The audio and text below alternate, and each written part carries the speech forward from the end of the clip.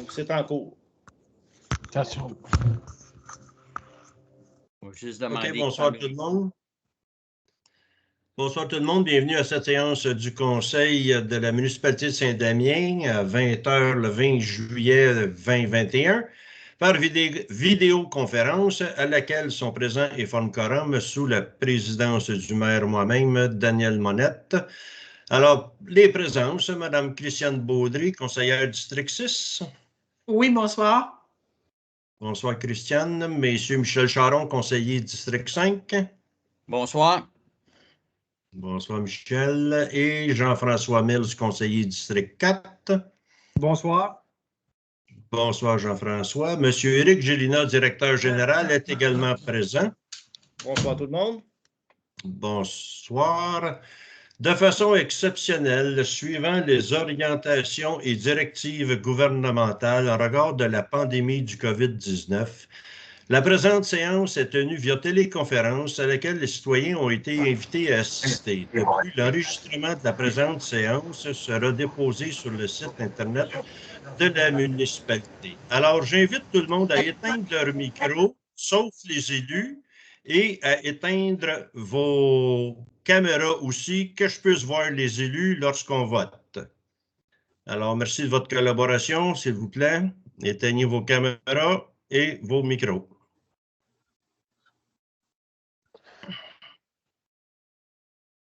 Merci beaucoup.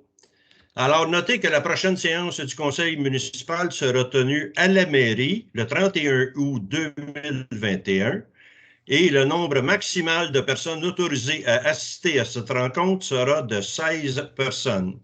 Un avis public à cet effet sera publié au courant des prochains jours. Alors, le point 1, quorum est constaté et ouverture de la séance. Je l'ai faite à 20 heures. Point 2, adoption de l'ordre du jour. L'ordre du jour tel que présenté au public et aux élus, on ajoute le point 11.4, appel d'offres, camion à ordures électriques. Alors, l'ordre du jour étant quand même assez long et que tout le monde a pu le consulter, ça me prend un proposeur. Jean-François. Tout le monde est d'accord? Oui. Oui. Adopté.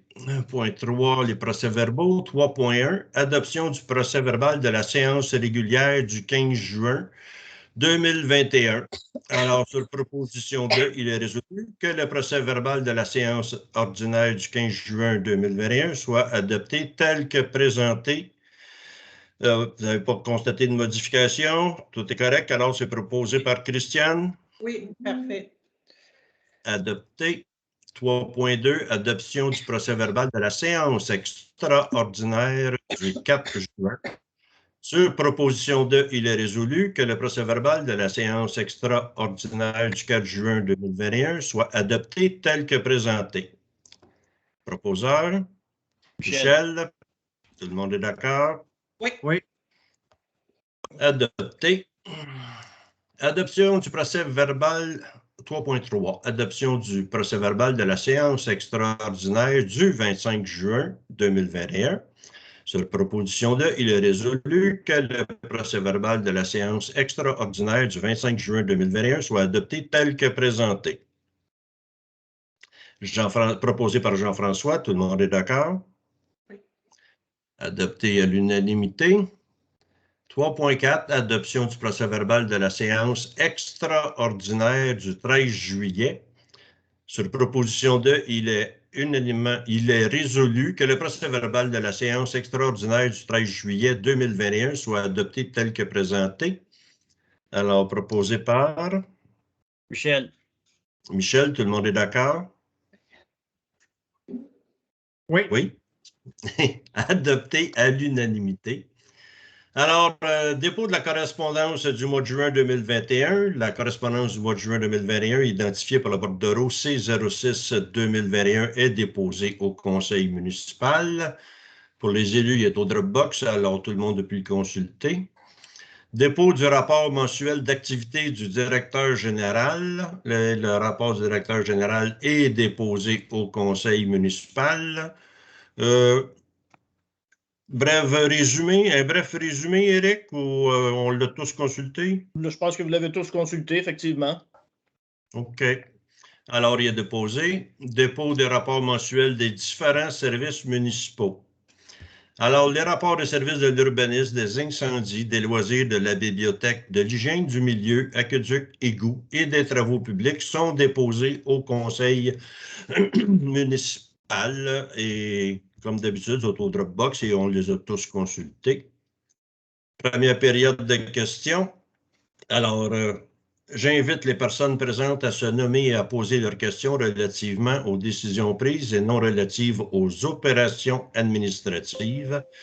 Aucune question portant sur des affaires personnelles ne sera acceptée et le décorum doit être maintenu en tout temps.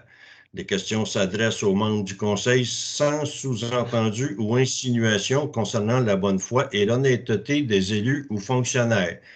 C'est évident qu'il y a certains points, vous allez peut-être poser des questions, mais il y a certains points qui vont être traités suite à cette séance. Alors, on procédera à la prochaine période de questions, de même que les questions que nous avons reçues par courriel antérieurement. Alors, est-ce qu'il y a des questions, Michel? Est-ce que tu vois des gens qui ont des questions? Non, aucune question. OK. 11.8, l'administration. 8.1, approbation de la liste des déboursés effectués en juin 2021, chèques, prélèvements et salaires. Sur proposition de, il est résolu que le Conseil approuve la liste des déboursés effectués en juin 2021, chèques et prélèvements, pour un montant de 288 438,10, ainsi que la liste des salaires nets payés, également pour la même période pour un montant de 79 842,22. Proposé par... Christiane. Christiane, tout le monde est d'accord? Oui. Adopté à l'unanimité. 8.2, approbation de la liste des comptes à payer pour le mois de juin 2021 et autorisation de paiement. Sur proposition de, il est résolu que le Conseil approuve la liste des comptes à payer aux fournisseurs pour le mois de juin 2021, totalisant un montant de 159 446,37 et en autorise le paiement. Michel. Alors, proposé par Michel. Tout le monde est d'accord? Oui. Oui. Adopté. 8.3. Appui, financement du service 211 par le gouvernement du Québec. Éric, s'il vous plaît. Oui, donc, attendu que le financement fédéral d'urgence obtenu dans le cadre de la COVID-19, qui a permis de déployer le service dans notre région, vient à échéance le 30 juin prochain, donc il est déjà à échéance. Attendu que sans le financement additionnel précisé dans le mémoire joint aux présentes, déposé en février dernier au gouvernement du Québec dans le cadre des consultations prébudgétaires 2021-2022, l'intégralité du service 211 ne pourra se maintenir sur notre territoire. Attendu que la ligne d'info référence sociale 211, le clavardage ainsi que le potentiel de la base de données des 12 000 ressources communautaires répertoriées sur le site 211 sont à risque, faute de ressources disponibles pour offrir ces services. Attendu que la pertinence du service 211 pour donner une réponse rapide et fiable aux citoyens et faciliter le travail de tous les intervenants du milieu de la santé, des services sociaux et de l'ensemble des réseaux et organismes communautaires. Donc, sur proposition de, il est unanimement résolu que la municipalité demande au gouvernement du Québec d'apporter un soutien financier au service 211 tel que formulé dans le mémoire présenté en février dernier à cet effet. Alors, un proposeur? Christiane. Jean-François. Ah, Christiane, oui. Tout Excuse, le monde est Jean-François. d'accord? Je t'avais pas vu. Adopté, comme Éric a dit, unanimement. 8.4, autorisation de signature, demande d'aide financière, Fonds canadien. Attendu que la municipalité désire de se prévaloir du programme d'aide financière du Fonds canadien de revitalisation des communautés, FCRC Québec. En conséquence, sur proposition de, il est résolu que Mme Patricia Como, directrice des loisirs et de la culture, soit autorisée à faire une demande d'aide financière auprès du Fonds canadien de revitalisation des communautés, Québec, et à signer tous les documents pertinents pour et au nom de la municipalité. Un proposeur? Michel, tout le monde est d'accord? Oui. Adopté. 8. 9.5, résolution d'opposition tour cellulaire ex-Clornet. Éric? Oui, donc, attendu la résolution du Conseil municipal adoptée le 20 avril 2021, informant la firme Acquisition de sites et gestion de projets Romain de son opposition à l'implantation d'une tour additionnelle sur le territoire de Saint-Damien, en particulier dans le secteur du lac Matambin. Attendu que malgré l'opposition de la municipalité, la firme Acquisition de sites et gestion de projets Romain a décidé d'aller de l'avant avec l'implantation d'une tour de télécommunication dans le secteur du lac Matambin. Attendu que la firme Acquisition de sites et gestion de projets Romain doit démarrer un processus de consultation publique, attendu que la municipalité compte poursuivre son opposition auprès des autorités fédérales et provinciales, en conséquence, sur proposition de, il est unanimement résolu que la municipalité réitère son opposition à l'implantation d'une tour de télécommunications sur le territoire de la municipalité de Saint-Damien, que la municipalité invite les citoyennes et citoyens à se faire entendre lors de la consultation publique, qu'une copie de cette résolution soit transmise aux personnes suivantes. M. François-Philippe Champagne, ministre de l'Innovation, des Sciences et de l'Industrie, Parti libéral du Canada. Mme Caroline Proulx, ministre du Tourisme, ministre responsable de la région de la Naudière, ministre responsable de la région du Bas-Saint-Laurent pour la CAQ. M. Yves Perron, député fédéral, circonscription Berthier-Masquinongé, Bloc québécois. M. Sylvain Breton, préfet MRC de la Matawini, Connexion Matawini. Conseil de la radiodiffusion et des télécommunications canadiennes, Innovation, Sciences et Développement économique Canada, Entreprises et Industrie Canada, Explonet et Romain International, Inc. Alors, proposé au lac Matambin. Michel, tout le monde est d'accord? Oui. Adopté, comme dit, à l'unanimité. Point 9, sécurité publique. Permanence pompier, M. Django Chongo. Attendu l'embauche de M. Django Chongo au poste de pompier volontaire en date du 19 janvier 2021. Attendu que la période de probation usuelle de 6 mois est maintenant écoulée. Attendu la recommandation favorable d'embauche permanente formulée par le directeur de sécurité incendie, M. Jean-Pierre Deschaines, en date du 29 juin 2021. En conséquence, sur proposition de il est résolu, que la municipalité confirme la permanence de M. Django Chongo au poste de pompier volontaire, que le salaire de M. Django Chongo soit ajusté au taux de 18,50 selon la politique en vigueur. Alors, proposé par Michel, Michel, tout le monde est d'accord? Oui. Adopté. Félicitations, M. Chongo. Bienvenue à bord. 9.2, autorisation fermeture de rue École Sainte-Marie. Vas-y, Éric. Attendu la problématique de sécurité lors du débarquement des élèves le matin à l'école 5 heures de Marie, attendu que le projet pilote de fermeture de la rue principale au débarquement des élèves le matin en juin 2021 a été concluant, attendu la demande de Mme Julie Boivin, directrice de l'école 5 heures de Marie, en conséquence, sur proposition de, il est unanimement résolu que la municipalité autorise l'école 5 heures de Marie à fermer temporairement la rue principale le matin au débarquement des élèves, que cette autorisation est valide pour l'année scolaire 2021-2022, soit du 1er septembre 2021 au 23 juin 2022 inclusivement.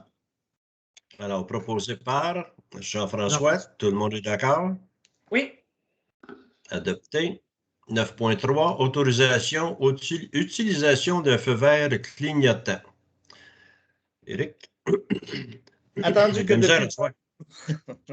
Attendu que depuis le 1er avril 2021, l'article 226.2 du Code de la sécurité routière permet à un pompier d'obtenir l'autorisation d'utiliser un feu vert clignotant sur un véhicule routier, autre qu'un véhicule d'urgence, lorsqu'il répond à un appel d'urgence provenant d'un service de sécurité incendie. Attendu que l'entrée en vigueur du règlement sur le feu vert clignotant par le décret 25-2021, fixant les conditions dans lesquelles cette autorisation peut être obtenue, ainsi que les normes techniques auxquelles le feu doit satisfaire et les modalités de son installation, attendu que pour obtenir l'autorisation de la Société de l'assurance automobile du Québec, un des critères d'admissibilité est que l'autorité municipale responsable du service de sécurité incendie pour lequel le pompier est embauché adopte une résolution qui prévoit l'utilisation du feu vert clignotant par les pompiers de son service. Attendu que le pompier autorisé à utiliser le feu vert clignotant en cas d'appel provenant d'un service de sécurité incendie peut l'actionner lorsqu'il se dirige vers la caserne ou le lieu d'une intervention à l'aide de son véhicule personnel. Attendu que la municipalité est d'avis que l'utilisation du feu vert clignotant permettra de favoriser des déplacements sécuritaires pour les pompiers vers la caserne ou sur les lieux d'un incendie lors d'un appel. En conséquence, sur proposition de, il est unanimement résolu que la municipalité autorise, dans les limites et selon les conditions prévues au règlement sur le feu vert clignotant, l'utilisation du feu vert clignotant par les pompiers de son service de sécurité incendie. Alors, qui propose? Jean-François, tout le monde est d'accord? Oui. Alors, adopté à l'unanimité. On va faire bien des jeunes pompiers heureux. 9.4. Autorisation, campagne de prévention des incendies. Attendu que la municipalité doit réaliser une campagne de prévention des incendies pour les immeubles à faible risque, attendu que le service de sécurité incendie possède l'expertise nécessaire afin de réaliser cette campagne de prévention, attendu que des pompiers devront être assignés aux inspections des immeubles à risque faible, en conséquence, sur proposition de, il est résolu que la municipalité autorise le service de sécurité incendie à déployer les ressources humaines nécessaires afin de réaliser la campagne de prévention des incendies pour les immeubles à risque faible. Que la municipalité autorise une dépense maximale de 6 500 $ à cette fin. Alors, à propos, Michel propose, tout le monde est d'accord? Oui. Oui. Adopté. 9.5. Mandat, analyse, traverse 347, ingénierie. Attendu, la problématique au niveau de la sécurité de la traverse piétonne de la route 347. Attendu, l'inaction du ministère des Transports a apporté des correctifs afin de sécuriser la traverse piétonne. Attendu que la municipalité juge urgent de trouver une solution rapide afin d'assurer la sécurité de la traverse piétonne. Attendu que la municipalité désire mandater une firme spécialisée afin de réaliser une étude d'opportunité pour sécuriser la traverse piétonne. En conséquence, sur proposition de, il est résolu que la firme GBI soit mandatée afin de réaliser une étude d'opportunité pour sécuriser la traverse piétonne de la route 347 selon la proposition OS 210772, et ce pour un montant maximal de 12 000 $ plus taxes. Que M. Éric Gélina, directeur général, soit autorisé à signer pour et au nom de la municipalité la confirmation de mandat selon la proposition OS 210772. Alors, un proposeur? Christiane, tout le monde est d'accord? Oui. Adopté à l'unanimité. 10. Travaux publics. Oh. Il n'y a J'ai rien de rien travaux aux travaux publics. publics? Non. Ah, OK.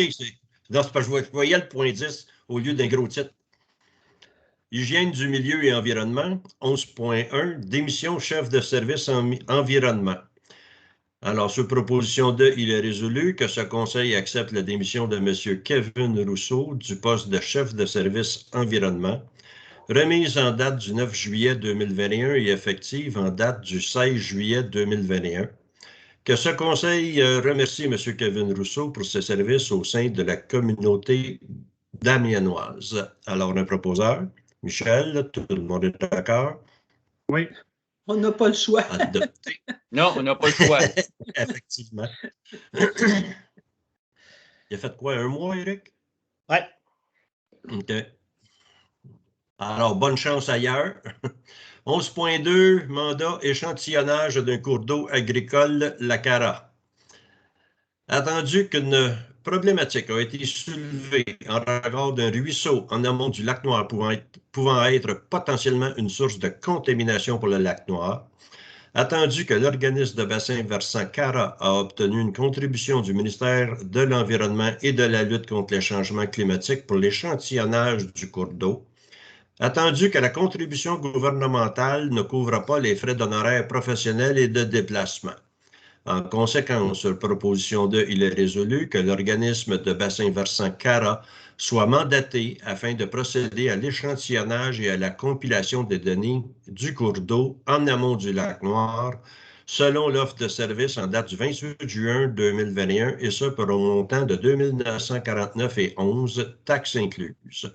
Que M. Éric Gélina, directeur général, soit autorisé à signer et pour et au nom de la municipalité, la confirmation de mandat selon l'offre du 28 juin 2021. Alors, un proposeur.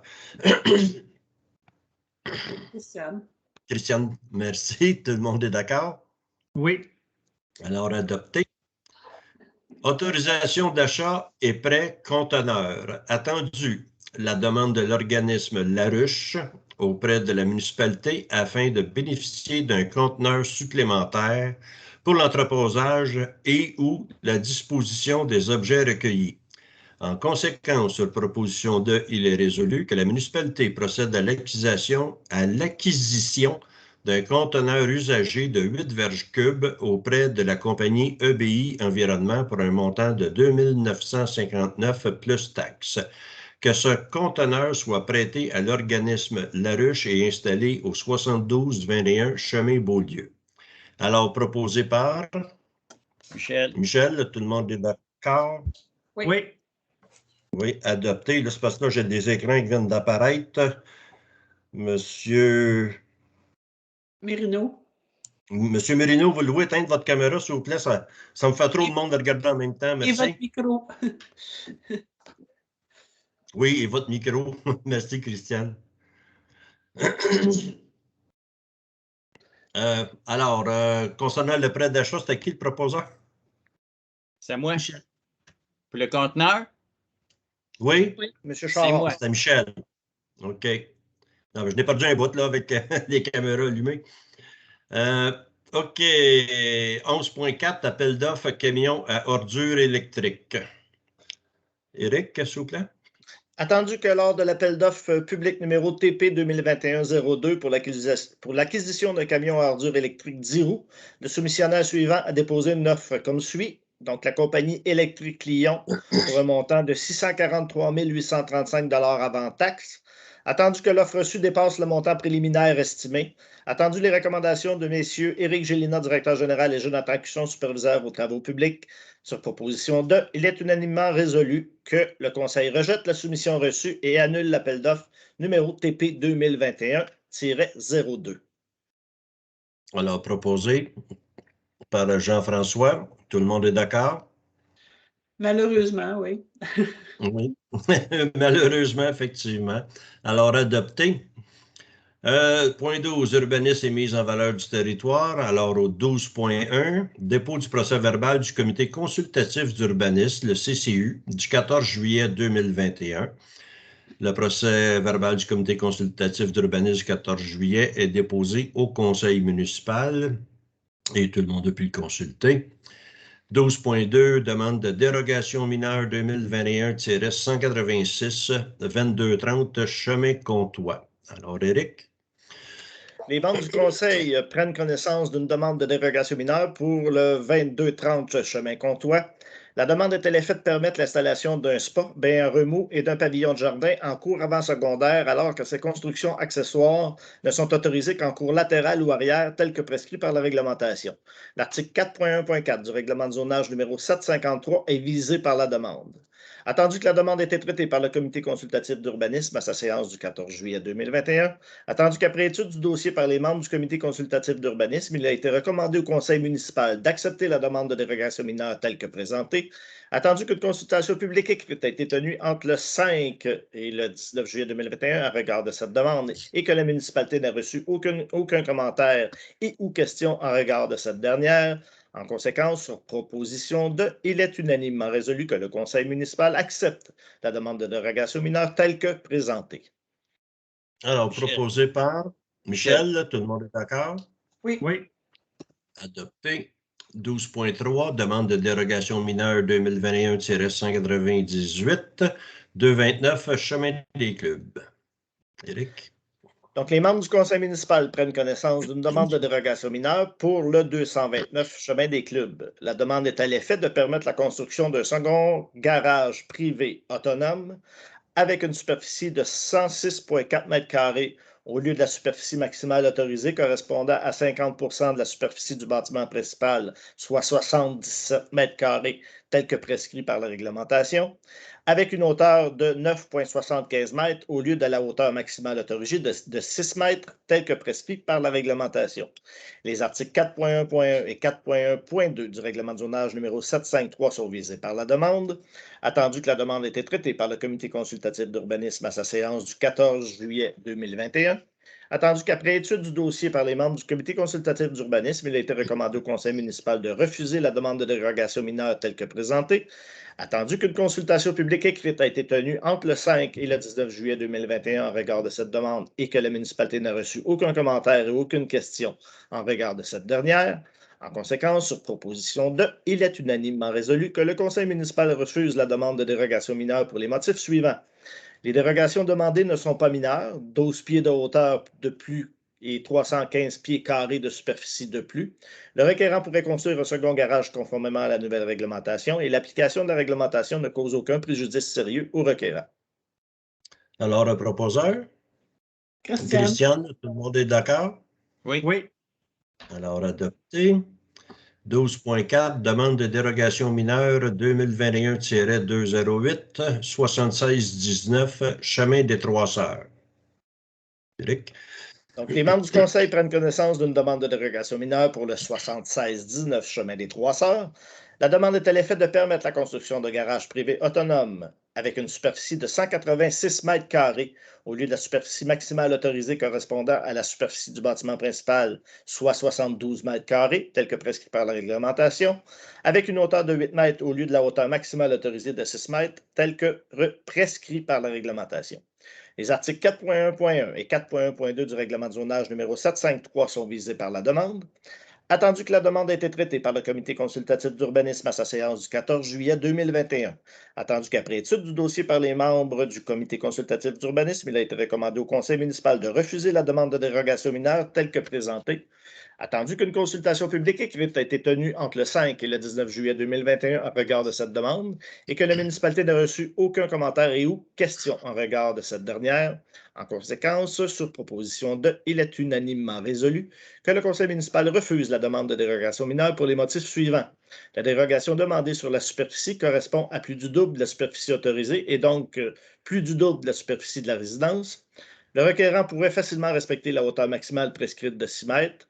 Le requérant pourrait construire son second garage conformément à la nouvelle réglementation. L'application de la réglementation ne cause aucun préjudice sérieux au requérant. Alors, proposé par Jean-François, tout le monde est d'accord? Oui. Alors, adopté à l'unanimité. Loisirs et culture, autorisation de dépenses, travaux de peinture, bibliothèque. Sur proposition de, il est résolu d'octroyer le contrat de peinture de la bibliothèque à la compagnie ALP Peinture Décor pour un coût de 7 826 $ plus taxes. Proposé par Michel, tout le monde est d'accord? Oui. Oui. Adopté. Enfin, était dû. 13.2, autorisation de dépenses, travaux de peinture patinoire. Proposition de, il est résolu d'octroyer le contrat de peinture de la patinoire à la compagnie Lebel Ligne Fissure Incorporée pour un coût de 4 374,92 $ plus taxes. Un proposeur, Jean-François, tout le monde est d'accord? Oui. Adopté à l'unanimité.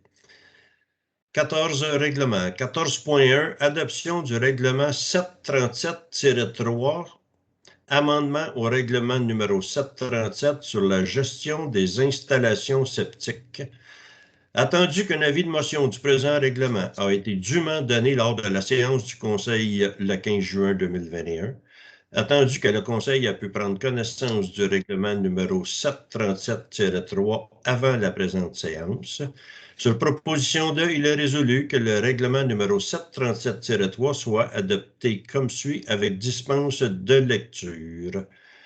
Michel. Alors, proposé par Michel, tout le monde est d'accord? Oui. Oui. Adopté, c'est le règlement. Éric, peux-tu le résumer, s'il vous plaît? Oui, c'est le règlement qui autorise que les attestations professionnelles ne proviennent pas nécessairement d'un technologue ou d'un ingénieur. Donc, si le rapport ne provient pas d'un technologue ou d'un ingénieur, ben, le second rapport doit être remis dans 5 ans plutôt que dans 10 ans. Donc, c'est le principal changement là, de la réglementation. Et on a aussi, évidemment, adapté les dates là, pour la remise des documents, là, parce que le règlement datait quand même de quelques années. Là, donc, on a rafraîchi les dates au niveau OK. de la remise des documents. Formidable, merci beaucoup. 14.2, adoption règlement numéro 753-14, amendement au règlement de zonage 753, restreindre le nombre d'embarcations par quai. Attendu qu'un avis de motion du présent règlement a été dûment donné lors de la séance du Conseil tenue le 18 mai 2021. Attendu que le projet de règlement a été adopté à la séance du Conseil municipal du 18 mai 2021. Attendu qu'une consultation écrite a été tenue entre le 11 et le 28 juin 2021, sur proposition de, il est résolu que le règlement 753-14 soit adopté comme suit avec dispense de lecture. Alors, proposeur? Jean-François. Jean-François, tout le monde est d'accord? Oui. Adopté. Alors, résumé, c'est de permettre qu'il y ait maximum 3 bateaux attachés par terrain ou 3 bateaux attachés par quai, par l'avant et par l'arrière. Oui, des bateaux motorisés. Motorisé. OK, pour ça c'était le 14.2, 14.3. Avis de motion et dépôt. Projet de règlement numéro 793, abrogation du règlement numéro 740 relatif à un programme d'aide financière pour l'entreprise privée. Je, Daniel Monette, donne avis de motion qu'à une session ultérieure sera adopté le règlement numéro 793, abrogeant le règlement numéro 740 relatif à un programme d'aide financière pour l'entreprise privée et dépose le projet de règlement avec dispense de lecture. Je vais juste vous arrêter, M. le maire. Je crois qu'on a perdu M. Mills. OK. Alors, nous allons suspendre jusqu'à son retour. Je pense qu'il est là. Je suis là. Ah, parfait. Oui, oui. Ah, C'est bon. il est là. OK. Alors, suspension élevée. Un petit peu. Dispense de lecture. Le présent règlement porte le titre abrogation du règlement numéro 740. Comme tel, l'avis de motion est déposé. Le projet de règlement est déposé. Et d'ici la prochaine séance, il y aura des rencontres en conséquence pour finaliser l'adoption du règlement comme tel. Pas de questions? Ça va? OK. 14.4, avis de motion au règlement numéro 753-15, amendement au règlement de zonage numéro 753, création de la zone VC12 à même la zone VR13 et y autoriser les projets intégrés. Alors, qui donne l'avis de motion? Christiane. Christiane donne l'avis de motion qu'à une session ultérieure sera adopté le règlement numéro 753-15, amendant le règlement de zonage numéro 753, création de la zone VC12 à même la zone VR13 et y autoriser les projets intégrés.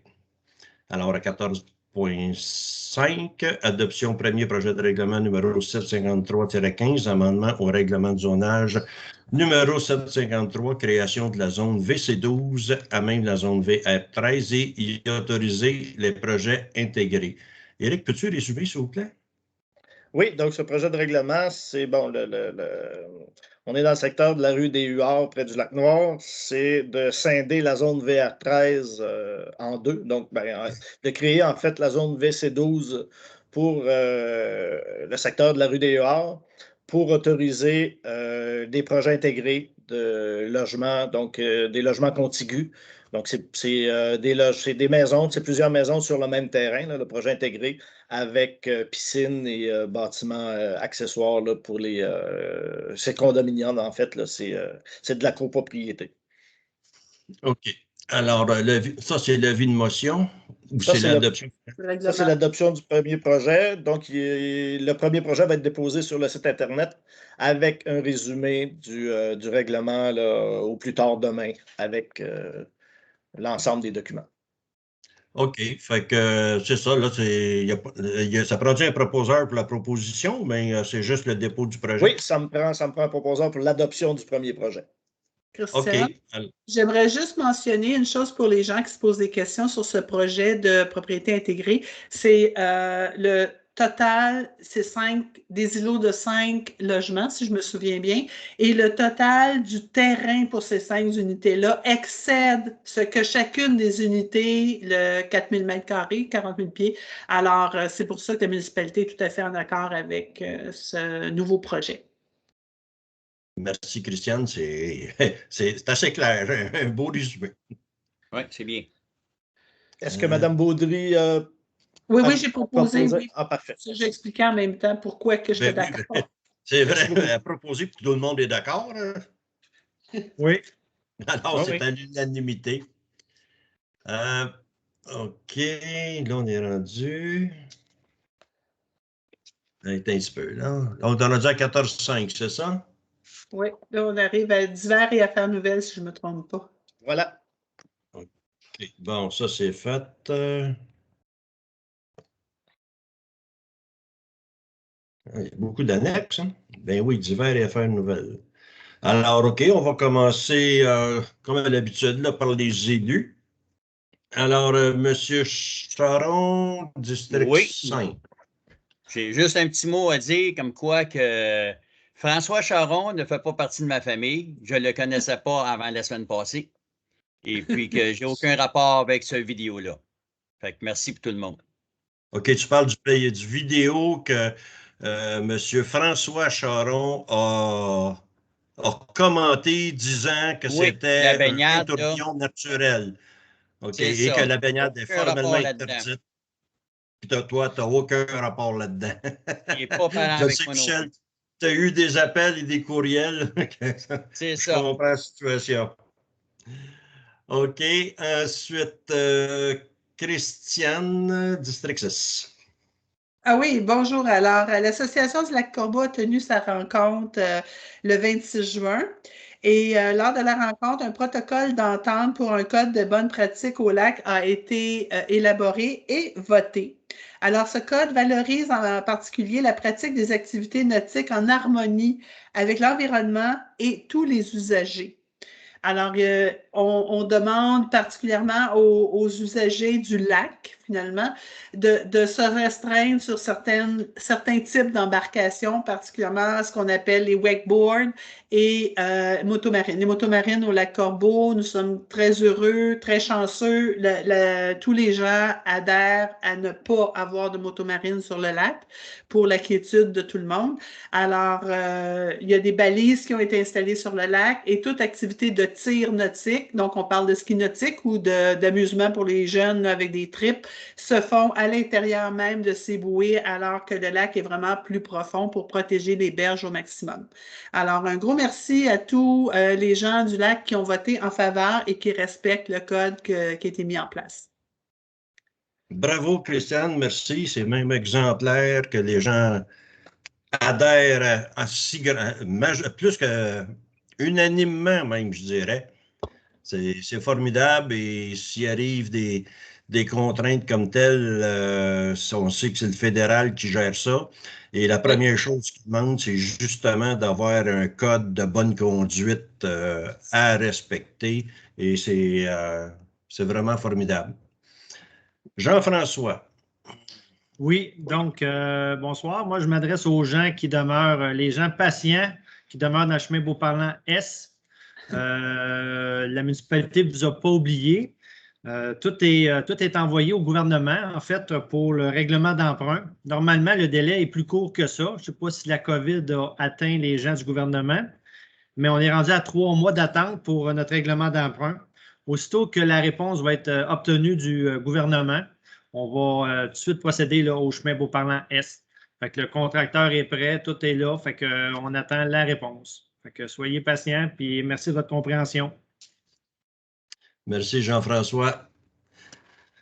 Alors, moi, le point que je veux vous parler, c'est Explorenet qui veut implanter une tour de 45 mètres, 150 pieds, dans le secteur du lac Matambin.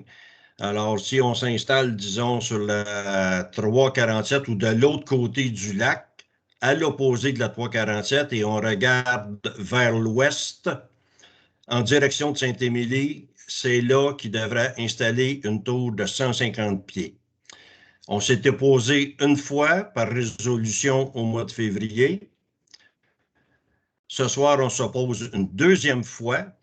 Et la liste qu'on a lue de personnes à qui la résolution sera transmise est la même liste à qui j'ai envoyé une lettre au nom de la municipalité disant qu'il n'est vraiment pas nécessaire, ce n'est pas d'arrêter la saine compétition, loin d'eux, mais c'est que la majorité des gens est déjà branchée à la fibre optique. Et je dis la majorité parce qu'il en reste d'autres qui ne sont pas desservis par la fibre optique. Et Connexion Matawini, dont vous, les contribuables, êtes les principaux actionnaires, sont en train de dérouler la fibre pour installer. À Rawdon, c'est déjà installé, c'est l'entrée ouest, si on peut dire, et Saint-Félix, il y a déjà des gens d'abonnés, et c'est l'entrée est. Et ça monte graduellement. Saint-Damien, ça devrait être au cours de ce mois-ci ou le mois prochain. Il y a des retards causés par les feux de forêt en Colombie-Britannique, et ça affecte le transport des équipements. Et écoutez, Connexion Matawini qui va se dérouler et s'installer va desservir tous les gens qui sont desservis par Hydro-Québec. Fait que si vous avez l'électricité fournie par Hydro-Québec, vous allez être éligible à vous brancher sur la fibre optique jusqu'à 100 mégabits seconde. Alors, on a écrit ça à Explorenet disant que c'est vraiment pas nécessaire d'affecter notre beau paysage avec une tour isolée. Et eux autres, ils procèdent selon ce que la loi fédérale les autorise. Alors, on fait notre possible pour défendre notre beau paysage et c'est à peu près ça qui est ça. Là. On ne peut pas argumenter plus qu'il faut. C'est sûr, je vais essayer de voir avec M. Perron, député fédéral, si on ne peut pas aller plus loin. Là. Mais écoutez, je suis là pour vous informer. Alors, les suivis, on n'a pas période de questions. Alors, avant de procéder aux personnes présentes, je vais passer aux questions reçues par Internet. Question de Jean-Claude Davignon, Lac-Lafrenière. Concernant les installations septiques de la zone VR5, les deux cantons, s'il vous plaît, le nombre total en 2017, celles conformes sous investigation, remplacées sous avis, incluant les cabanes sans installation septique et les campings sauvages. Alors, ben, la réponse, M. Davignon, pour la zone VR5, il y a un total de 117 endroits enregistrés. 93 ont moins de 35 ans. 24 ont plus de 35 ans, puis hors ou sans info au dossier, sur le total de 117. Parmi ces 24-là, 21 sur 24, nous avons reçu un rapport de performance OK ou installation septique qui a été corrigé. Il y en a 3 sur les 24 qui sont non corrigés et les constats sont à venir, c'est-à-dire dès que nous allons embaucher un inspecteur en environnement. Alors, il va donner suite. Question de M. Pierre Desjardins et Mme Joanne Desjardins, qui est similaire au Cric à David. Comme à chaque année depuis plusieurs années, nous avons vécu un printemps sec et dans la poussière. L'an passé, malgré la promesse de 3 épandages d'abat poussière, il n'y en a eu qu'un le 16 juin. Cette année, encore un seul, le 22 juin. La veille et le lendemain d'une pluie et le 26, la niveleuse retournait le tout pour le rendre inutile. Alors, la réponse. Le budget est calculé pour 3 épandages annuels, ce qui ne veut pas dire qu'il va en avoir 3. On calcule pour 3. Puis la gestion problématique, c'est vrai, votre question est quand va-t-on avoir une saine gestion de l'épandage? Alors, la gestion problématique que vous soulevez est tributaire de plusieurs facteurs. Le dernier épandage est aussi tributaire du premier. Et le deuxième nécessite moins de liquide. L'efficacité du produit, il va en diminuant selon les dates définies, mais bien de la qualité du chemin et de la température. Aussi, la quantité doit être ajustée par le fournisseur de produit. Si le chemin n'est pas corrigé dans les épandages, l'efficacité n'est pas la même, surtout s'il y a de la pluie annoncée. Généralement, quand il annonce de la pluie, on ne fera pas l'épandage de liquide à bas poussière. Puis souvent, c'est annoncé pour 2-3 jours, alors on laisse sécher le tout et par la suite, on va étendre la bas poussière s'il annonce une période d'accalmie de plus de 3 jours quand même, parce qu'on sait qu'après 2 jours, la poussière, c'est pas long qu'elle lève. Alors, au mois d'août, il est prévu à l'agenda qu'il y ait un deuxième épandage. Quand exactement? C'est tributaire de la température. Alors, on ne peut pas faire de miracle avec ça. Ensuite, c'est une précision concernant la coupe de bois et le transport qui sortira par le chemin Cric-David-Ouest. Pour le transport du bois, il y a plusieurs discussions entre les forestiers, le ministère de la Forêt, de la Faune et des Parcs et la municipalité. Le plan d'harmonisation des coupes forestières est fait et cela ne concerne pas le transport qui est à venir entre la municipalité, les forestiers, le MFFP et le MTQ. La municipalité n'a toujours pas réglé le transport via le chemin Beaulieu et nous avons suggéré le transport par le territoire de la ZAC des Nymphes depuis 2018. Et du chemin de Berthier ou rang 4 par Saint-Émilie qui arrive au chemin de la nature, prolongation du Cric à David, du chemin du Cric à David. Rien n'a bougé. Les hypothèses de règlement ne sont que de mauvaises rumeurs, puisqu'il n'y a pas encore de règlement décidé. Si pour vous, les discussions d'hypothèses entre citoyens et les élus sont dues à qui? Il y a un problème dans les communications et plusieurs rumeurs sont ainsi alimentées. Attendez de voir les décisions suite aux rencontres de consultation publique officielles qui seront très bien annoncées à l'avance. De l'interprétation de discussions qui tournent souvent en rumeur doit cesser.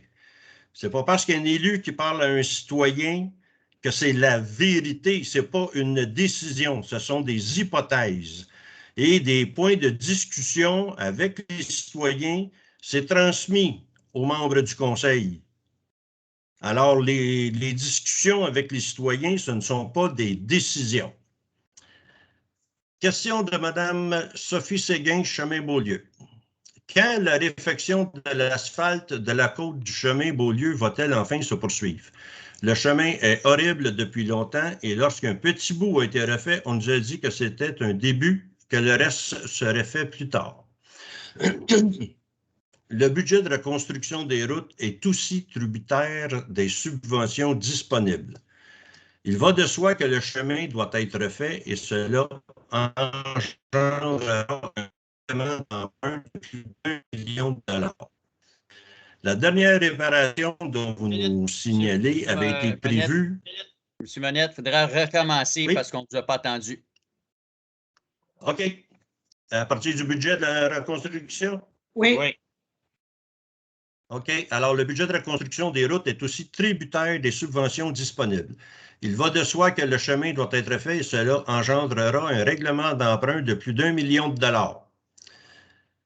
La dernière réparation dont vous signalez a été prévue pour environ 80 000 $ et en a coûté presque le double avec les recommandations qu'on nous a émises d'interdire la circulation aux véhicules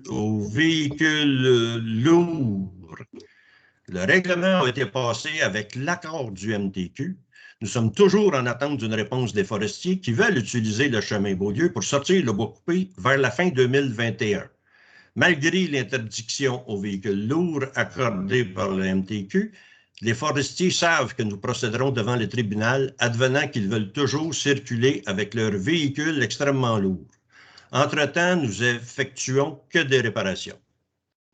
En haut de la côte Beaulieu, l'asphalte a été brisé par la machinerie qui a sorti le bois d'un bûcher, des photos en pièces jointes qu'on a regardées. Alors, oui, on a eu connaissance de cela. Et comment résoudre le problème? Est-ce que parce que l'asphalte est trop mince, effectivement, et pas assez solide, effectivement. Alors, le propriétaire sera rencontré à cet effet. On connaît un peu l'historique du chemin Beaulieu avec la façon qu'il a été construit et l'accident de 1981. Ces réparations, patchage, etc. Oui, on est conscient, il faut que ce soit refait, mais comme j'ai dit précédemment, c'est un règlement d'emprunt à prévoir d'au-dessus d'1 million de $. Ensuite, la dernière question, pourquoi abolir le règlement 740? Nous pensions qu'enfin, après des années de tension, la municipalité et la CDSD travaillaient ensemble pour développer Saint-Damien. Nous pensons que le soutien apporté par l'intermédiaire de ce règlement est d'une grande aide aux petites entreprises damiennoises. La municipalité travaille de concert avec la CDSD. Le règlement est demandé d'être aboli pour les considérations tout simples. On a rencontré les membres de la CDSD et on leur a expliqué que depuis près de 2 ans, l'argent affecté au règlement 740 n'a jamais été utilisé ou presque. Avec la COVID, le gouvernement a adopté de nouvelles règles permettant à la municipalité d'aider les petites entreprises. De plus, la municipalité paye de grosses quotes-parts, 12 000 $ par mois, à la MRC, dont fait partie le SDLR, c'est le Service de développement local et régional, qui, eux, sont là pour aider les gens à se partir une petite entreprise. Développement local et régional, pas juste régional, local aussi. Ils sont là pour aider les gens à se partir en affaires ou continuer à prospérer, à agrandir leur place d'affaires. L'argent est là, elle est disponible. Et en plus, il y a le SADC qui travaille le SDLR, c'est le service fédéral qui aide beaucoup à la création de nouveaux emplois. Alors, pour toutes ces considérations-là, l'argent que la municipalité se doit de gérer, elle est disponible et n'a pas besoin d'un intermédiaire pour gérer cet argent-là pour les entreprises. Et cet argent-là est déjà disponible. Ça n'affecte en rien le développement de Saint-Damien. Oui, on a besoin d'un partenaire pour nous aider à développer, que ce soit la corporation de développement ou le comité de développement de Saint-Damien, ça ne change rien comme tel. La corporation pourra continuer à demander un budget d'opération et les élus décideront. Mais le règlement pour aider les petites entreprises, c'est juste ça. C'est un règlement pour aider les petites entreprises. On va plutôt utiliser le SDLR pour ça. Alors, j'espère que ça répond à votre question. Maintenant, on va passer aux questions du public. Michel, tu gères ça? Oui, je gérerai ça. Monsieur Mario Valade, vous pouvez ouvrir votre micro et votre caméra qu'on peut vous voir. Bonjour. Bonjour, M. Valade. Oui, bonjour. La question là, pour le point 14.4 puis 14.5, on fait-tu référence au Beaulieu-sur-l'Axe? L'amendement, là, c'est pour le projet d'agrandir les maisons jumelées, que je pourrais dire. Là, Oui. Oui, OK. Mais 2 questions, je veux savoir. Ça va passer par où pour aller là? Parce que si je regarde... Le chemin des Outables.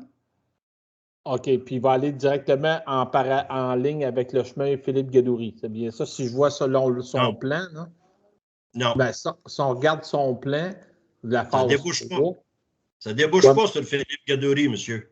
Non, mais ça va au-dessus de la route. Ça veut dire, si on regarde son plan de la phase 3, puis sur Google Maps, on regarde, il va être au-dessus. Dans la montagne qui est où ce qu'il y a Prébois, tout ça, le chemin Prébois en haut. C'est bien ça? Oui. OK. Deuxième chose, une des choses que je veux savoir, ils ont-tu fait des impacts environnementaux sur cette chose? Parce qu'il y a des ruisseaux, il y a un peu de tout là-bas. Tout est fait là-dessus. Ce sont des gens qui font affaire avec une firme d'urbanisme spécialisée, d'urbanisme spécialisé. Si on lui demande, on peut les avoir? C'est quoi? Si on lui demande, nous, on peut-tu les voir, ces rapports d'impact? Parce que c'est sûr... Demandez-lui, monsieur, s'il veut vous les fournir.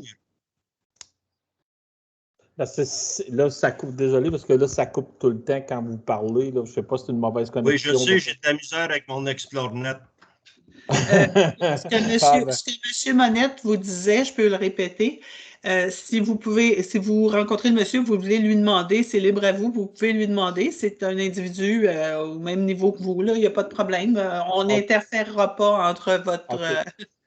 Je vais changer ma question de bord. Est-ce qu'il y a eu le ministère de...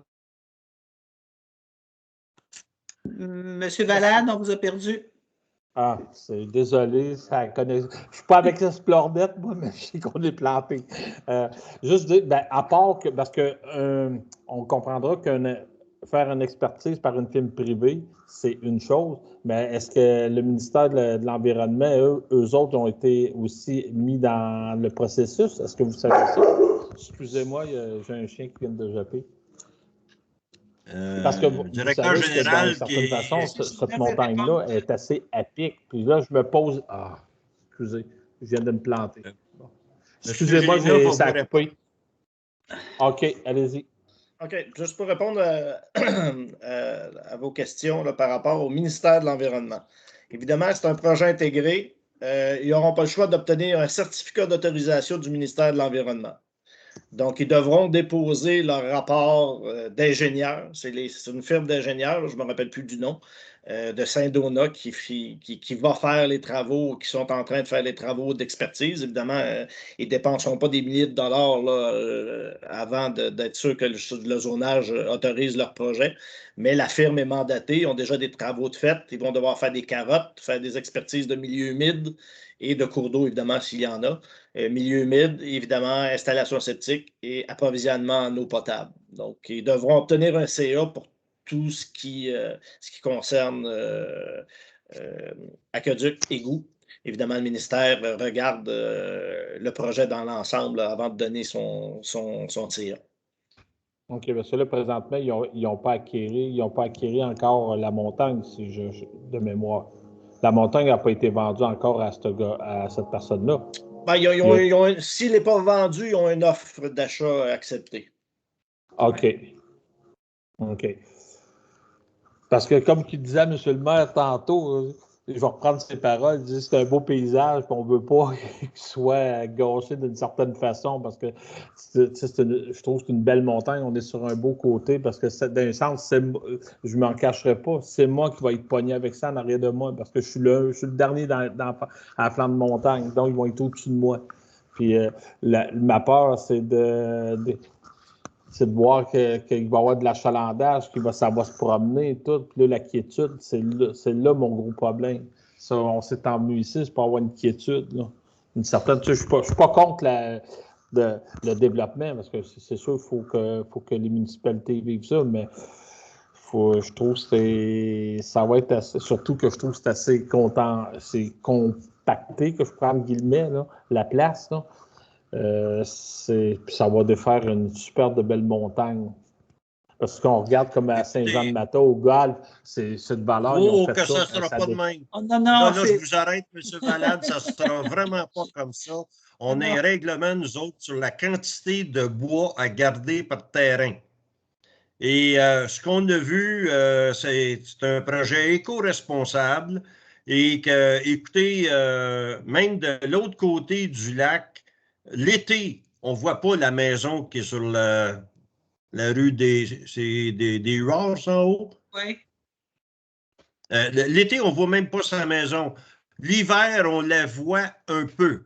Et la façon que les maisons vont être construites selon les modèles informatiques proposés, même du milieu du lac, vous ne verrez pas les maisons ou peut-être juste un peu les toits. Question, juste, je ne sais pas si vous pouvez me répondre ça au monsieur le directeur général. À partir, là, je donne un exemple, là, à flanc de montagne, j'ai Philippe Gadoury en bas, puis j'ai Prébois.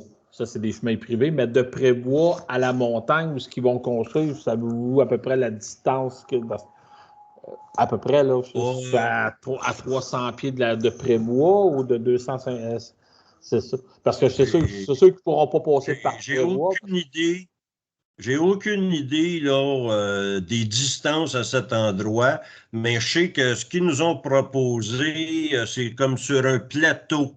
Le chemin et la construction en montagne, mais comme leur chemin est comme sur un plateau. Parce que mais la distance, là, je ne peux pas vous dire 300, 400, 500 pieds, à quelle altitude. OK. Mais s'ils font ça à flanc de montagne, moi, je suis déjà à pleine montagne. Je dis, mettre autant d'unités que ça, il va falloir qu'ils coupent pas mal la montagne pour placer ça. Ça veut dire qu'ils vont défricher pas mal parce qu'elle est plus à pic que celle qui est en face au club de golf, la montagne. Oui, mais le club de golf, ils ont déboisé là, à 100%. Là, ça commence à repousser. Nous autres, il n'y en a pas question qu'ils déboisent comme ça, là. OK. Parce que si je me fie à leur dessin, puis je vais sur là, et je vois que c'est pas mal en ligne avec Philippe Gadoury. Donc, je passe dans le décor. Moi, je vais être je vais être ça, tous ceux qui sont à flanc de montagne qu'on est ici, là. Ben, c'est ça, c'est mon inquiétude, c'est ça. Puis je le sais qu'ils ne pourront pas, à moins qu'ils aient une entente avec M. Delorme là, pour passer sur Prébois, là, parce qu'il a bloqué le chemin. Là, on ne le sait pas, sinon ça va être tous ceux qui sont sur l'autre côté qui vont avoir l'achalandage de la rue. C'est ça. Non, à date, là, ce qu'ils nous ont proposé, le chemin, c'est un cul-de-sac qui ne débouche pas sur Philippe Gadoury. OK. Parce que le seul chemin qui part de là, puis s'en aller de l'autre côté, c'est Prébois. Là. Mais Prébois, il est barré depuis Mario Delorme a acheté le terrain. Oui, effectivement. Non, c'est sûr que nous autres, à Saint-Damien, si on va aller là, il va falloir faire le tour du Lac-Noir. Puis penser peut-être de mettre, si ça se fait, de mettre des indications juste avant de rentrer sur Philippe Gadoury, parce qu'il y a bien du monde qui va se promener puis ils vont revirer de base, surtout que Philippe n'est pas large. Ça en fait du voyage. Effectivement. OK, merci. OK. S'il vous plaît, vous demander d'enlever votre main. La main dessus, de l'enlever, s'il vous plaît. Puis éteindre votre caméra. On va passer avec Jean-François Théberge. Tu peux allumer ton micro, Jean-François, et ta caméra, s'il vous plaît. J'ai même baissé ma main, Michel. Excellent, ça, merci. Alors, bonsoir, Monsieur le maire, bonsoir, Madame la conseillère et messieurs les conseillers. Bonsoir. Ma question est assez simple. Elle se résume en un mot. Pourquoi? Le 740 va être aboli. C'est pas vrai que la MRC, le SADC, le SDLR va compenser pour ça. C'est totalement faux. On a fait des vérifications. Puis les microfinancements, parce que c'est du microfinancement qu'on faisait via le 740, les microfinancements qui ont été faits par le passé vous l'accorde, ce n'est pas 30 000 par année, c'est à peu près 4 000. C'est du microfinancement. Ce genre de microfinancement-là n'existera plus. Ah, là, vous me dites, ah oui, mais on va le faire à la municipalité. Vous n'avez même pas développé un programme. Vous n'avez rien à présenter en contrepartie du règlement 740. Vous êtes dans le vague. Moi, j'ai l'impression que vous êtes en train de réaliser une de vos promesses électorales, M. le maire, de nuire. Non, mais laissez-moi terminer, M. le maire. Quand vous parlez, on vous écoute, on ferme nos micros. Quand c'est notre tour de parler, vous écoutez. Oui, mais dans la séance du Conseil, à la période de questions, on ne parle pas de politique. Je n'ai pas fait de politique, là.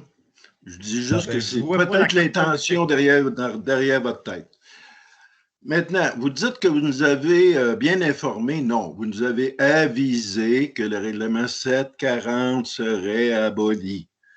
Premièrement, là, votre avis de motion, là, il est invalide ce soir. Il est invalide. Parce que, quand vous l'avez présenté, votre avis de motion, vous avez demandé, y a-t-il des questions? Vous n'avez jamais demandé s'il y avait unanimité. Vous n'avez jamais demandé si les gens étaient pour. Vous ne l'avez pas fait. Fait que votre avis de motion, il est nul. Il est absolument nul. Nul. L'avis de motion, c'est un dépôt, M. Théberge. Vous avez demandé des propositions, puis à chaque autre avis de motion ce soir, vous avez demandé si tout le monde était d'accord. Mais vous pouvez présenter un avis de motion sans demander si les autres sont d'accord.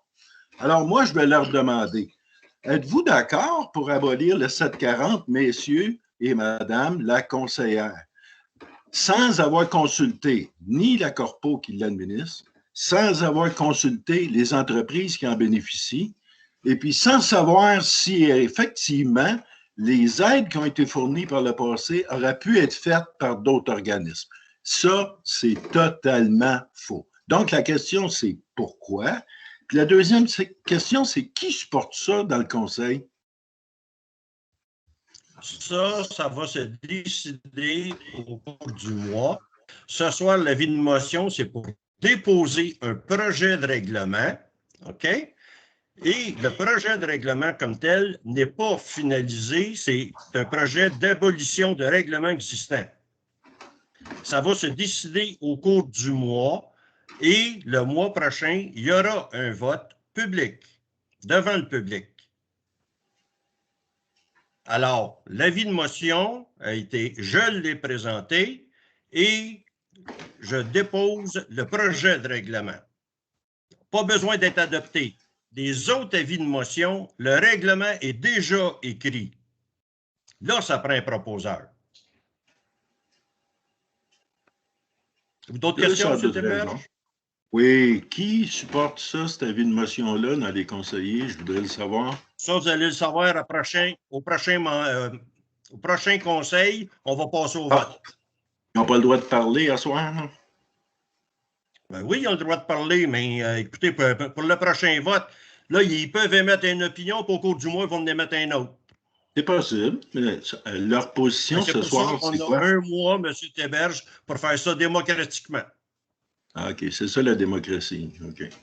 Monsieur le maire, j'ai quand même dit que nous aurions des rencontres avec le CDSD, que nous étions pour en discuter avec vous. Une invitation va venir parce qu'on veut rester ouvert sur ce point-là. La décision n'est pas arrêtée. La motion a été déposée, mais on a bien eu comme avis à 7 heures ce soir, comme quoi qui était pour avoir des rencontres avec vous. Bien, pas nécessairement vous personnellement, là, mais avec le CDSD. Oui, ça veut dire toutes les personnes impliquées dans le CDSD. Non. Le président... là, on commence par voir tous les organismes au complet. Il y a un président puis un vice-président qui représente l'ensemble. Moi, quand je m'en vais rencontrer un promoteur, je n'emmène pas le conseil avec moi, là. Voyons. Ben oui, voyons. Y a-t-il d'autres questions? Oui, c'est ça. Passons à d'autres choses. Non, on n'est pas là pour débattre, M. Théberge, vous le savez, c'est une séance du Conseil. On est là pour répondre aux questions des citoyens. Le débat, on le fera, mais qu'on se rencontre. Bon, il n'est plus là. Michel, d'autres questions? Oui, Jean-François Ménard. Vous pouvez allumer votre micro, monsieur. En fait, c'est Jean-Pierre Ménard. Ah, Jean-Pierre, excusez. Monsieur, c'est pas grave. Monsieur le maire, bonsoir, madame la conseillère, monsieur les conseillers, monsieur Gilda, bonsoir, merci beaucoup de me donner la parole. Alors, j'aimerais vous remercier et vous féliciter là, en ce qui concerne le règlement qui tient à restreindre des embarcations, le règlement 753-14 que vous avez passé. Maintenant, on parle bien de 3 embarcations par quai par terrain, n'est-ce pas? Oui. Alors, qu'en est-il des contrevenants, puis est-ce qu'il y a des conséquences pour ces contrevenants-là? Si, par exemple, là, vous avez un droit d'accès au lac, et puis qu'on trouve un quai où il y a 5 et 6 embarcations. Qu'en est-il de cette situation-là? Bien là, il y a 2 embarcations de trop. Alors, le propriétaire va être avisé dans un premier temps. Et dans un deuxième temps, pour le non-respect du règlement comme tel, les conséquences, les amendes, je ne sais pas trop. Peut-être que M. Gélina est au courant de tout ça. Ça va-tu avec tous les autres règlements? Ce qui va arriver, là, ce qu'on va faire dans le cadre de ce règlement-là, étant donné qu'il est restreint aux riverains, là, puis où il y a des problématiques, c'est certain qu'on va aviser les gens. Si on constate qu'il y a plus que 3 embarcations motorisées sur un terrain, on va, aviser le contrevenant qui est en faute. Et puis, lors d'une deuxième visite, si ce n'est pas corrigé, ben oui, il pourra y avoir constat d'infraction. Je ne me trompe pas, l'amende est 300 ou 400 ou 500 $ plus les frais. Donc, on aura, évidemment, en espérant avoir une main-d'œuvre en environnement rapidement là, qui va pouvoir faire le tour des sites problématiques. Mais on va essayer aussi, on n'est pas juste là pour taper sur les doigts. On va essayer de publiciser le règlement le plus possible, que les riverains soient au courant. Donc, au moins, que ce soit par dépliant, que ce soit par Internet, Facebook, là, peu importe. On pourrait essayer de publiciser le plus possible avant de tomber dans les constats d'infraction, puis tout ce que ça implique là, comme répression. On va essayer de sensibiliser là, au début plutôt qu'être répressif. Non, c'est correct, c'est très bien. Je comprends très bien la situation. Là. Il faut quand même donner une chance. Maintenant, il faut quand même faire respecter un règlement qui est accepté, n'est-ce pas? Quand vous parlez du contrevenant, Effectivement, comme tout programme, disons, de prévention, il y a la sensibilisation, il y a l'information et il y a la coercition. Alors, la coercition, c'est l'émission de contravention, c'est le dernier point. D'accord. Juste en passant, M. Monette, monsieur il a posé la question pour les droits de passage, parce qu'il peut y avoir 6 bateaux sur le même quai. Qu'est-ce que vous allez faire pour ça? Parce que là, ça n'a pas répondu à sa question. En fait, ce que je veux dire, c'est que le contrevenant, est-ce que le contrevenant est le propriétaire du fonds de terrain ou encore les propriétaires des bateaux? Puis comme M. Charot le mentionne actuellement, c'est ça la problématique. Si par exemple, il y a un droit d'accès où il y a un quai sur le droit d'accès qui est autorisé par le propriétaire du fonds de terrain et où on retrouve 6 embarcations, par exemple. Vas-y, Eric. Ben, considérant que c'est un règlement qui est associé à un règlement d'urbanisme, on ne peut intervenir que sur le propriétaire du terrain. Donc, ça va être le propriétaire de la servitude. Donc, celui qui aura autorisé le quai devra voir à ce que ça soit respecté. Donc, c'est comme vous, si vous êtes propriétaire d'un terrain que vous avez votre quai, ben vous êtes responsable de ne pas avoir plus que 3 embarcations. C'est le même principe. Alors, entre guillemets, le contrevenant est propriétaire du fonds de terrain et ce sera lui qui aura la charge d'aviser appelons ça ses locataires, ni plus ni moins. Très bien, parfait. Alors, écoutez, quand même, encore une fois, je vous remercie pour ce règlement-là. Je pense que c'est un règlement qui a tout à fait sa place au Lac-Noir. Maintenant, un autre point, il y avait été question d'agence de sécurité qui devait assurer là, la jouissance paisible des lieux des citoyens. Est-ce que c'est en force actuellement? Oui. Effectivement, j'en ai pas parlé tantôt, mais écoutez, nous avons nos rapports à toutes les semaines et c'est formidable ce qu'ils font. Déjà encore, c'est la fin de semaine dernière, je pense que c'est samedi, sont allés au chemin du Lac-Noir. Ils ont vu des gens qui faisaient un feu à ciel ouvert et ils l'ont fait éteindre parce qu'ils n'étaient pas conformes à la réglementation. Et malgré qu'on est en zone verte concernant les feux, là, selon la SOPFEU, il avait le droit de faire un feu, mais il faut que ça soit dans les normes, pas plus que 3 pieds, qu'un grillage, etc. Et il était vraiment à l'encontre et ils ont demandé de l'éteindre. C'est ce qui a été fait sur le champ. Ils sont là aussi selon les rapports qu'on a. Ils sont là aussi pour surveiller le bruit excessif, exactement la musique, etc. En fait, d'assurer la jouissance paisible des lieux, qui est un droit pour les citoyens. C'est bien ça? Oui. Effectivement. Si, par exemple, est-ce qu'ils circulent régulièrement ou si on doit faire appel à eux?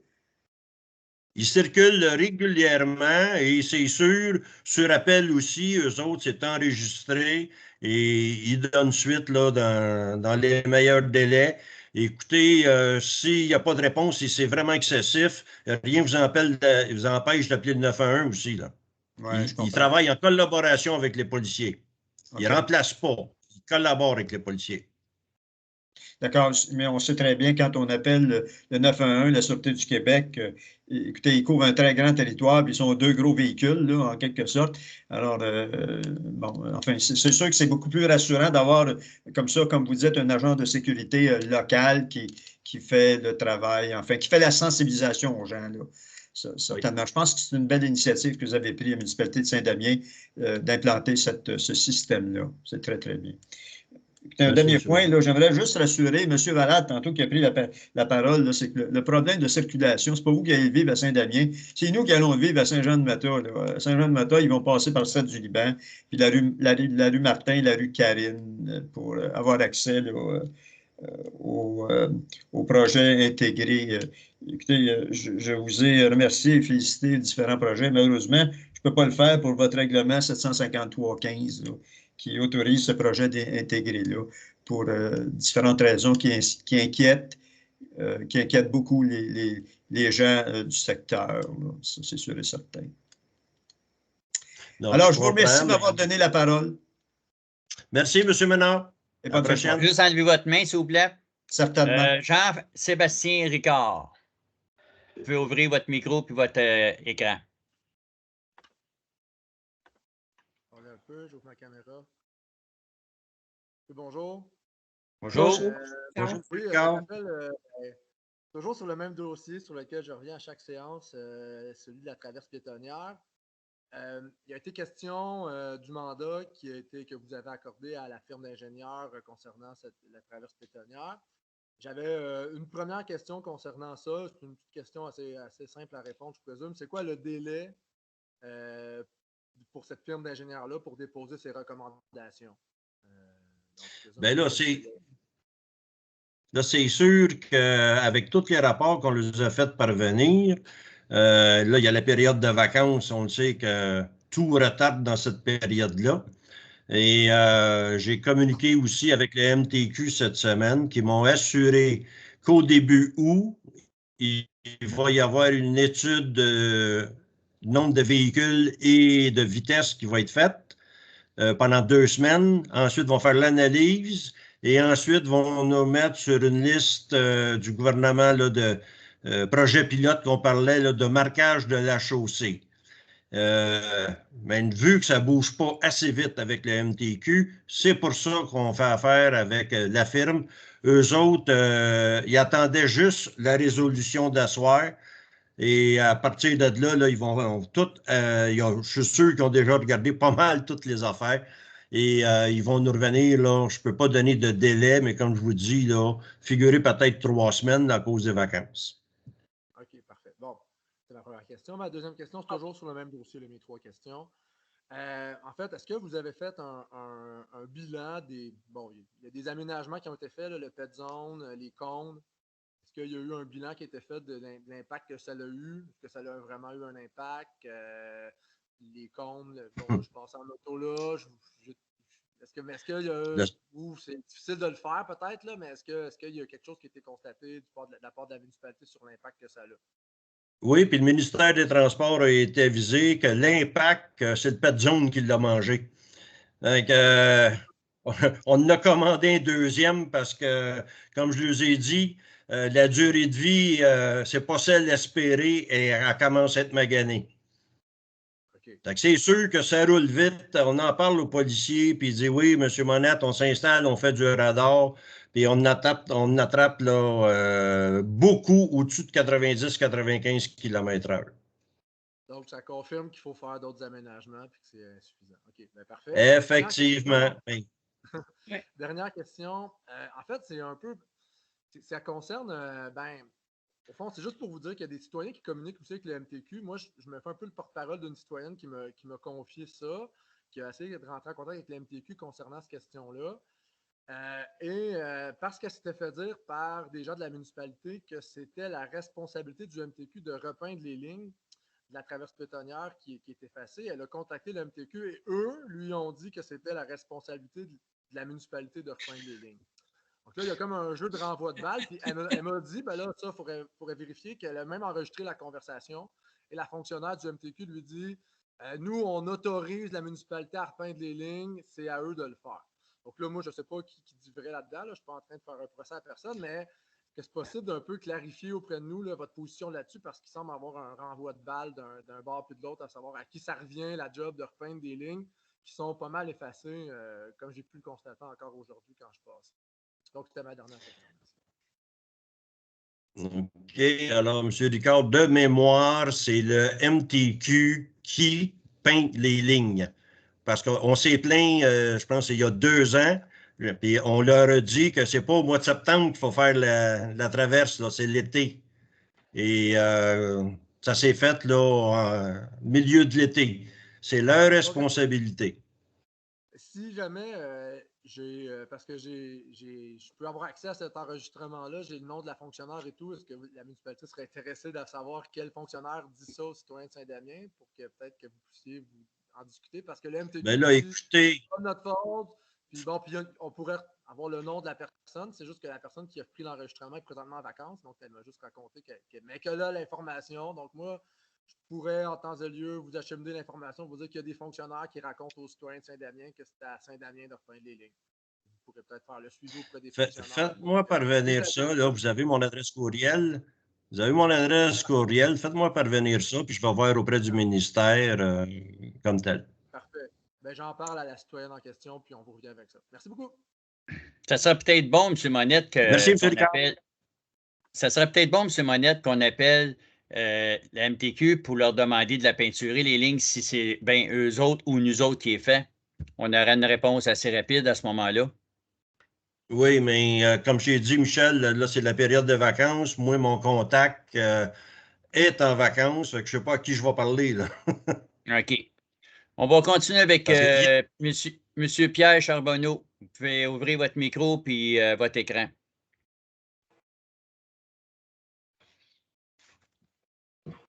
Bonsoir tout le monde. Ma question va être assez courte. C'est concernant Explornet, la tour que vous avez parlé au lac Matambin, M. Monette. Vous avez parlé de consultation. Est-ce que vous avez une date où la consultation publique va avoir lieu? Non, cette consultation-là est organisée par Explornet. Puis, avez-vous un endroit où on peut valider quand est-ce que ça va avoir lieu? Écoutez, excusez, M. Monette.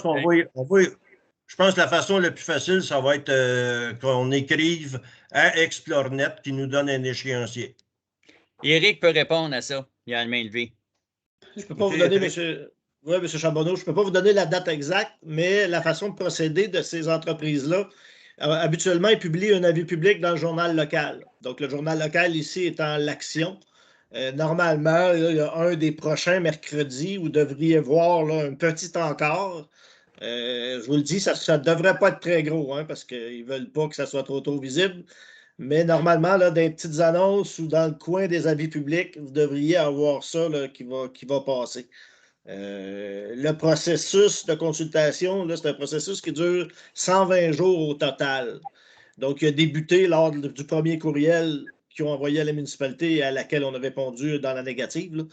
Donc, ça devrait être dans les 120 prochains jours en tant que tel, puis ils n'attendent jamais à la dernière minute. Donc, si c'est peut-être demain, peut-être qu'on va le voir demain dans l'action ou la semaine prochaine. C'est juste de garder l'œil ouvert. C'est beau. Merci beaucoup. Merci. Prochaine question. La prochaine question, c'est Mme Lise Lausier. Vous pouvez ouvrir votre micro puis votre caméra. Bonsoir. Merci, Bonsoir. Michel. Bonsoir. Bonsoir. Concernant le règlement 740 et la rencontre promise qui aura lieu entre le Conseil et la CDSD, moi, je fais la demande là, au nom du Conseil et surtout par respect pour l'ensemble des administrateurs bénévoles qui œuvrent régulièrement et avec cœur au développement de Saint-Damien, que chacun puisse être présent et avoir l'opportunité de s'exprimer lors de la dite rencontre. Je pense que c'est juste une question de respect et de transparence. Alors, la demande est soumise.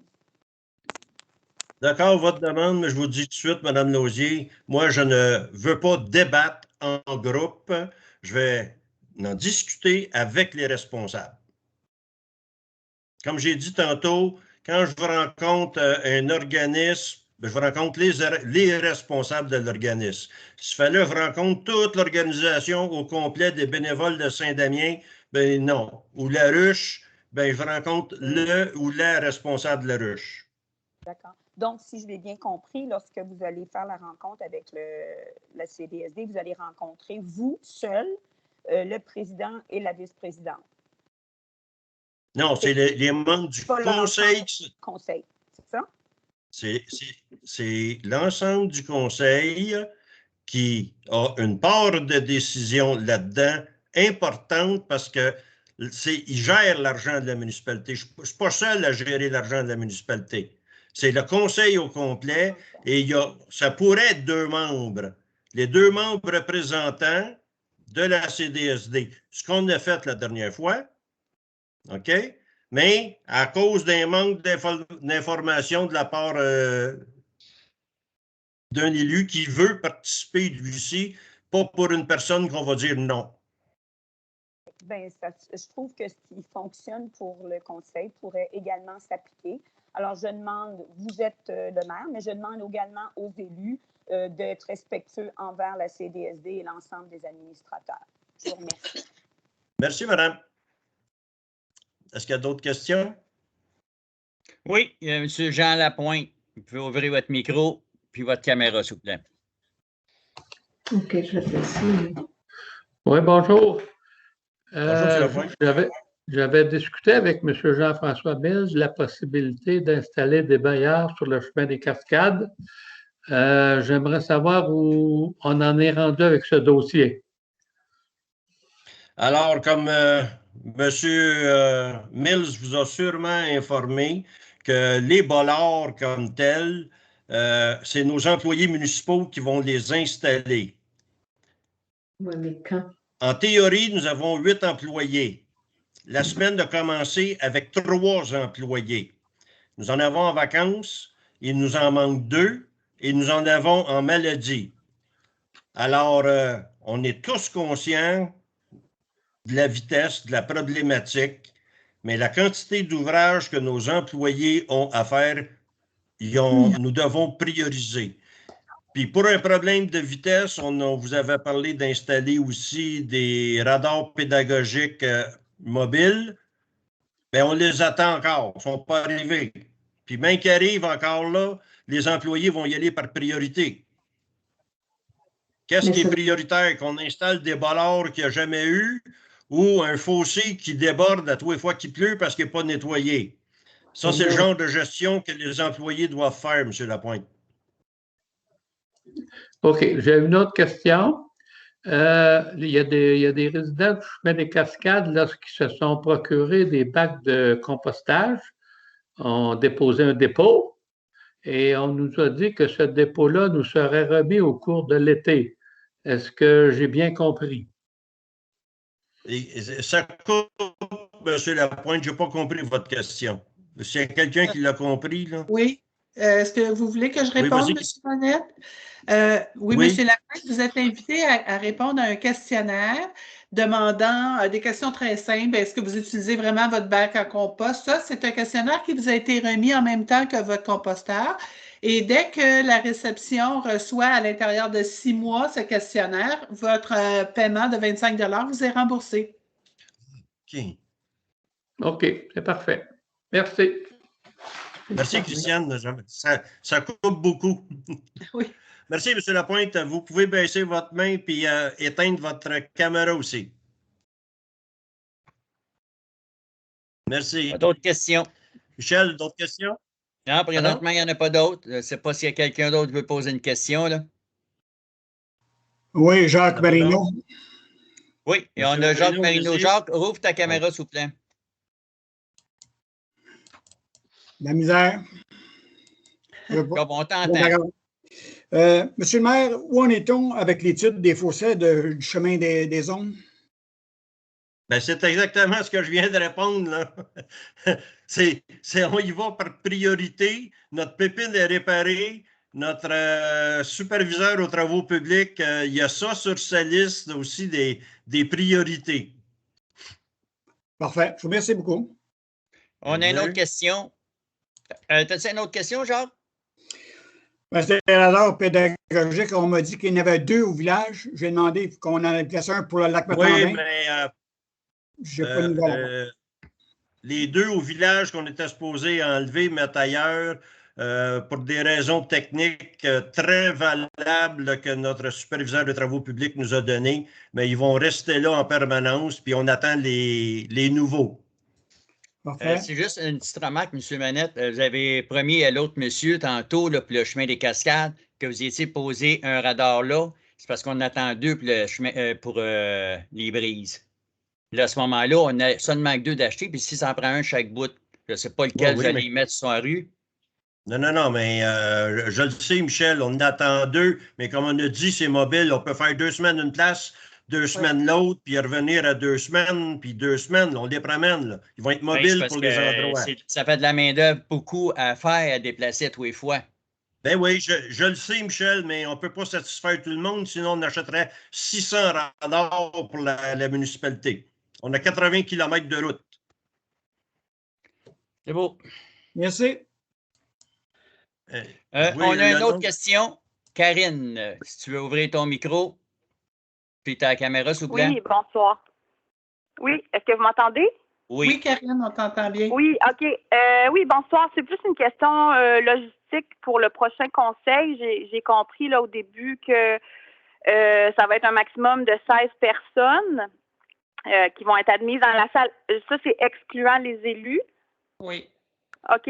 Donc, je voulais juste voir, advenant que, parce que je comprends là, que là, la pandémie s'essouffle un peu, puis les gens ont hâte de se voir en personne, puis pour certaines personnes aussi, c'est peut-être difficile au niveau technologique de se loguer sur Zoom. Fait que je pense qu'il va y avoir des gens peut-être qui vont y aller, qui sont pas là ce soir parce qu'ils vont être contents de la reprise des conseils en personne. Mais advenant qu'il y a plus que 16 personnes qui veulent y aller, est-ce que vous avez pensé, ou en tout cas peut-être pas ce soir, mais un mode parallèle qu'on pourra suivre ou assister au conseil, parce que ce serait dommage là qu'il y ait plus que 16 personnes qui ont envie d'assister ou de s'exprimer puis qui soient brimées parce que le nombre de places est limité. Oui, effectivement, on l'a soulevé, cette question-là. Et écoutez, on n'a pas l'équipement pour faire les 2 en même temps. Alors, il faut faire un choix. La moyenne des séances depuis 4 ans, c'est à peu près ça, 14-15 personnes. Puis là, on va arriver au maximum 16. Je comprends qu'il y a des gens qui ont hâte de venir nous jaser, puis d'échanger, puis nous autres aussi, c'est réciproque. Mais si les règlements ne changent pas du ministère de la Santé, on n'aura pas le choix. Ça va être 16 personnes où on revient encore en vidéoconférence pour qu'il y ait plus de monde. Ce que je doute que les élus veulent. Mais dans le fond, vous avez pas la technologie pour filmer et faire intervenir les gens, ou est-ce qu'on pourrait juste filmer au moins puis mettre en ligne après, même si les gens qui sont pas dans la salle, peut-être que là, ça serait plate, ils pourraient pas poser de questions, mais ils pourraient au moins visionner la séance par la suite. En tout cas, c'est une idée, là. Je comprends votre point. Je comprends votre point, on l'a soulevé déjà, et question de, excusez l'expression, de timing, là, avec les vacances, puis l'équipement, puis les fournitures. Pas sûr qu'on va arriver à temps, mais écoutez, on va en rediscuter jeudi lors de notre séance de travail. OK. Puis la procédure, ça va être quoi? Ça va être premier arrivé, premier servi. Il faut s'inscrire avant ou on va se présenter le soir du conseil, puis si on est chanceux, on a une place. Donc, pour la logistique, là, on va regarder ça jeudi aussi. OK, parfait. Merci. Merci, Jean-François. Je pense peut-être juste pour enchérir là-dessus, il reste toujours l'option d'envoyer des questions en ligne qu'on pourra répondre en direct aux gens. Fait que ceux qui ont des questions, à défaut d'être présents, pourront quand même avoir une réponse à leur questionnement. Oui, parce qu'on peut toujours, sans avoir de caméra, garder notre ordinateur ouvert puis être sur Teams en même temps. Fait qu'on verra, on en discutera tout le monde ensemble. C'est ça. On en discutera. Parce que le point qu'elle a apporté est quand même valable. Oui, oui. Michel, d'autres questions? Non, il n'y a pas d'autres questions. Bon, ben, écoutez, on vous remercie infiniment. Et l'ordre du jour étant épuisé, sur proposition 2, il est résolu de lever la séance à 21h35. Alors, proposé par Christiane, tout le monde est d'accord? Oui. Oui. Ben, je dis oui. Merci beaucoup. Excusez. Michel, Jean-François, êtes d'accord? C'est beau. Oui. C'est beau, merci. Alors, la séance levée. Éric, on coupe l'enregistrement puis on demande